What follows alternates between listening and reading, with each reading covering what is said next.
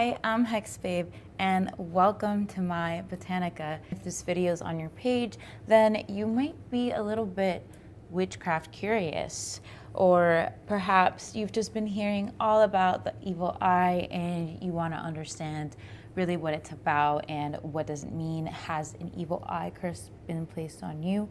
We will find out today. So what is the evil eye? I know when I say evil eye, a lot of people are going to think about like that circle with a literal eye on it. It's like a blue eye, and you'll see it on bracelets, etc. That is called a nazar in some cultures. The name of it is not so important, but it's important to kind of note that the eye itself is not an evil eye. It's actually protecting you against the evil eye, or giving the evil eye back to you if you are sending the evil eye to somebody. It is recognized across different cultures. So it's in the Middle East, it's in Africa, it's in Latino America, it's all over the world. The color blue in some cultures is considered to ward off the evil eye. In my personal practice, in the lineage that I was born into, I was taught that the color red wards off the evil eye. So for me, the color red is actually more important in warding off the evil eye. And if you notice, in a lot of evil eye anklets, bracelets, necklaces, it'll feature a red string. So, you know, it's whatever you believe, because at the end of the day, it's our energy that enchants items. So it's our energies, our intentions, our beliefs that can channel into these, let's just call them tools, because that's what they are. At the end of the day, that's what a charm is. It's just a tool, a means to an end. Now we know the difference between the eye itself and the evil eye. So the evil eye, well, we don't know the difference, we're about to learn. The evil eye is when somebody basically hexes you or sends really, really negative energy towards you by being extremely envious of you, or just having some really strong emotion towards you. And some people are more predisposed to give the evil eye, and then some people are more predisposed to catch the evil eye or like be affected by it. I actually had an aunt growing up. She had this like really strong tendency to give people the evil eye, not just us as kids, but like so many people in general. And kids are very vulnerable to the evil eye because you're smaller, your body's smaller, something small hits all of you, versus when you're an adult and you're full grown and you have so much more, you have protective barriers, etc. But anyways, this aunt, she would just, and she didn't even think of us negatively, she just thought we were really cute, me and my brothers, so she would pinch our cheeks, and her energy was just so intense that it would give us the evil eye, and we would get sick whenever she would visit, or we would be going through like strange times. And that's how you can kind of gauge if you've been hit by the evil eye.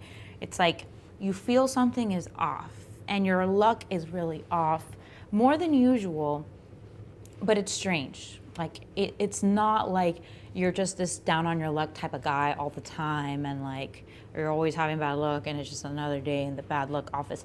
No, this is like something is weird. Like it's not a usual pattern for you, or like you're sick and it's inexplicable. Like you don't know why you are so sick and you cannot get over this sickness. And it's not even something that is like you can name the illness. It's just when you're not feeling well. Kind of compare it to like being feverish or like bleh, but sometimes without even any real physical symptoms. Like you may not be throwing up or anything, but you feel like something is off. If I don't pat my cat, he starts screaming, so I have to pet him. If you see me leaning over, I'm petting him. What can you do to protect yourself against the evil eye? Well, you can use a charm, like the ones that I described before, the one with the little eye. If you've already been affected by the evil eye, you can go to somebody whose specialty is healing and have them cleanse you. It's a little difficult to take it off of yourself. Maybe get a friend involved, a coven member. It has to be somebody that's going to take it seriously though, so, you know.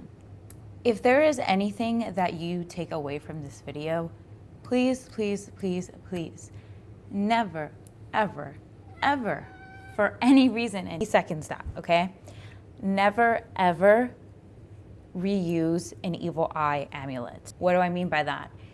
If you have an evil eye amulet, it doesn't matter how cute it is, it doesn't matter how much sentimental value you had when you bought it or when somebody gave it to you, but you cannot reuse it. What happens is that when an evil eye amulet breaks or comes off in some way, it took a hit for you. There was an evil eye essentially shot towards you, and that amulet caught it, absorbed the energy, and that's why it broke. So if you put it back on, you're putting on the negative energy on yourself. In addition, it no longer has any more power. It cannot hold any more negative energy. It's already been broken from the first hit that it took. So by you wearing it, again, you're not protecting yourself, and you're holding negative energy very, very close to you. So it is really important that if an evil eye bracelet, necklace, anklet breaks or comes off, you have to let it be. You have to just say thank you and move on, get another one. And if somebody gifted it to you, congrats, they gave you a gift that worked. It served its purpose and now it's done. And I have personal experience with that when I was just a little kitten and cat hair on my nose. But yeah, I was once a young kitten and a baby witch too. I was in high school and I went on a trip, and in this really cool old town, there was this old lady who gave me a charm. And she said it was a protective charm that I should put on my phone, and that this charm would protect me against something bad happening to me. Like if I got in some sort of accident or somebody tried to do something to me, this charm would catch it and it would break. I grew up with a family that taught me about the evil eye from a young age, so I was aware of it, but I didn't understand that this amulet worked the same as an evil eye amulet did. It doesn't have like the blue eye on it. So in my head, I'm like, okay, it's like some other kind of charm. I had the charm on my phone for a long time, and then one day it broke off because it protected me, and I put it back on, and then all this stuff started happening to me. Of course, in the moment, I didn't correlate the events happening to me as a result of that. I told my mom I need a cleanse, because my mom is a healer and she removes evil eyes, and she's been doing this since I was a kid. So she removes the evil eye. She kind of tells me what it was, who did it, whatever. And then the evil eye stays there, and I keep going back to her, and she's like, after the second, third time, she's like, this isn't normal. Why do you still have the same evil eye on you? We already took care of that. And then she asked me about the charm. She thought the person that gave it to me was weird or something.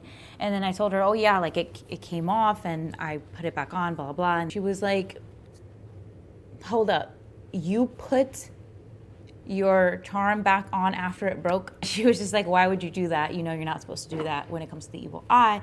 And then I was like, well, I didn't know it was an evil eye. I didn't know it was the same thing. So after that, we took it off. Everything went back to normal.